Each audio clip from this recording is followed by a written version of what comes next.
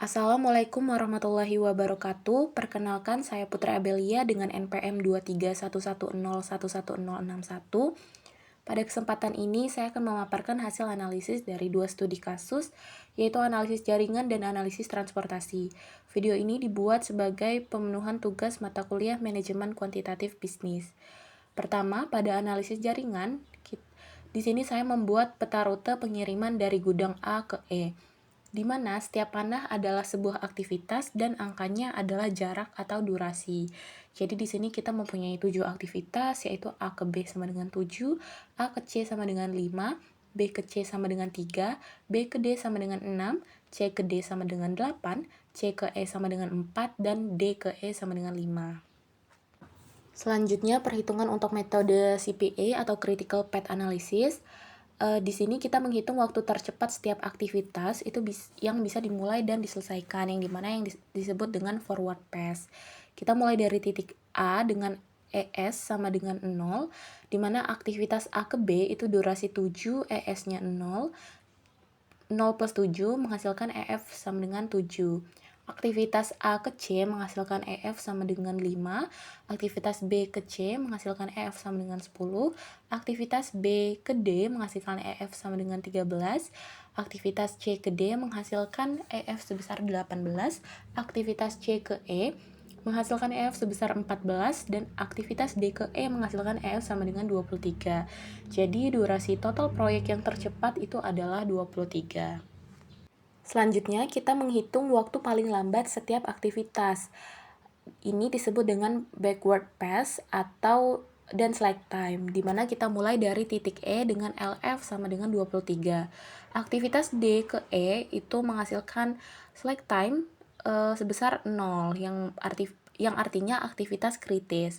Lalu aktivitas C ke E itu menghasilkan slack sebesar 9, artinya aktivitas ini mempunyai kelonggaran 9 satuan waktu. Lalu aktivitas C ke D itu slack-nya 0, berarti aktivitas kritis. Aktivitas B ke D itu slack-nya sebesar 5. Aktivitas B ke C itu slack-nya 0, berarti aktivitas kritis. Aktivitas A ke C slack-nya menghasilkan 5, dan aktivitas A ke B slack-nya 0, artinya aktivitas kritis. Jadi kesimpulan dari CPA itu aktivitas dengan slack time sama dengan 0 membentuk jalur kritis A, B, C, D, dan E, di mana ini adalah urutan aktivitas yang tidak boleh terlambat sama sekali. Jadi total durasi proyek tetapnya sebesar 23. Selanjutnya kita akan menggunakan metode PERT, di mana kita butuh perkiraan waktu gitu. A untuk waktu optimis, M waktu paling mungkin, dan B waktu pesimis. Di mana saya membuat asumsi A sama dengan M-1 dan B sama dengan M plus 2. Rumus waktu ekspektasi itu TE sama dengan A plus 4M plus B dibagi 6.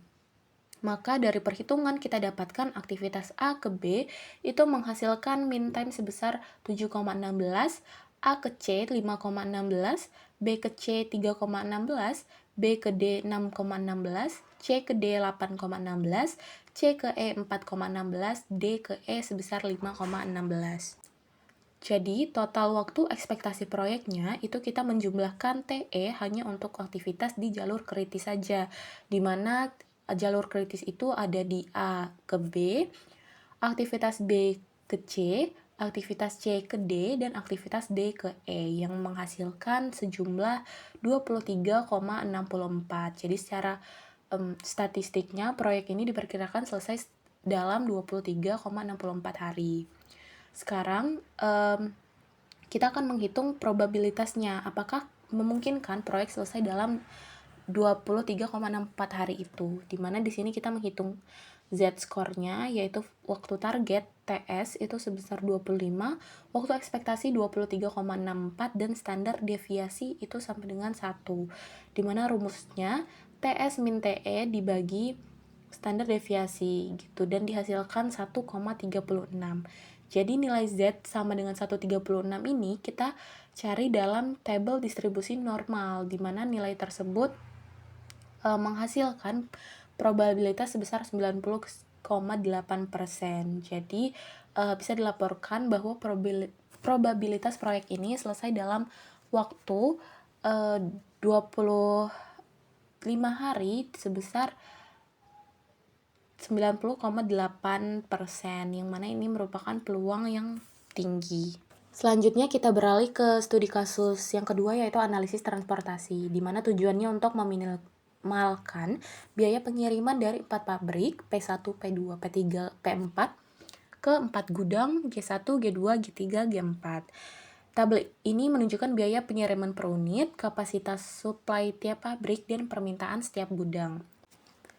Solusi awal kita menggunakan metode Northwest Corner atau NWC, di mana kita mulai alokasi dari pojok kiri atas tanpa mempertimbangkan biaya. Di mana di sini didapatkan alokasinya P1 ke G1 itu 15, ke G2 5, P2 ke G2 sama dengan 25, ke G3 sama dengan 5, P3 ke G3 sama dengan 20, ke G4 sama dengan 5, P4 ke G4 sama dengan 15, ke dummy sama dengan 6, di mana total biaya NWC itu menghasilkan 420.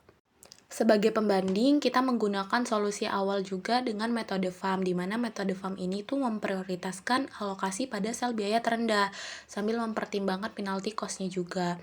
Dan setelah melalui iterasi, didapat alokasi sebagai berikut, di mana P1 itu mengirim 15 unit ke G1 dan 5 unit ke G4. P2 mengirim 30 unit ke G2, P3 mengirim 25 unit ke G3, dan P4 mengirim 15 unit ke G4 dan 6 unit ke dummy. Nah, didapatkan total biaya FAM itu secara keseluruhan sebesar 367. Lalu selanjutnya kita lanjutkan optimasi dari solusi FAM tadi menggunakan stepping stone, di mana di sini kita mencari sel yang belum terisi yang bisa menurunkan biaya jika digunakan. Dan setelah iterasi 1 itu didapatkan biaya turun menjadi 385. Lalu kita iterasi lagi, di iterasi kedua kita dapat alokasi optimal yang mana P1 mengirim 20 unit ke G4, P2 mengirim 30 unit ke G2, P3 mengirim 25 unit ke G3, dan P4 mengirim 15 unit ke G1 dan 6 unit ke dummy. Dan di sini didapatkan total biaya optimal sebesar 355. Jadi kesimpulan dari alokasi optimal ini, perusahaan berhasil menekan biaya menjadi 355, di mana ini lebih rendah dari solusi awal FAM 367 dan juga jauh lebih efisien daripada NWC sebesar 420. Di mana hasil perhitungan ini memberikan pengetahuan bagi perusahaan dalam hal efisiensi biaya distribusi. Jadi setelah dioptimasi dengan stepping stone, biaya turun menjadi 355, artinya perusahaan dapat menghemat biaya distribusi. Solusi optimal menunjukkan juga alokasi terbaik dari pabrik ke gudang, yang mana dapat digunakan perusahaan sebagai pedoman operasional untuk menekan biaya tanpa melanggar kapasitas. Dan juga dengan biaya distribusi yang minimal, perusahaan dapat menawarkan harga lebih kompetitif dan meningkatkan margin keuntungan. Baik, sekian pemaparan dari saya. Saya akhiri. Wassalamualaikum warahmatullahi wabarakatuh.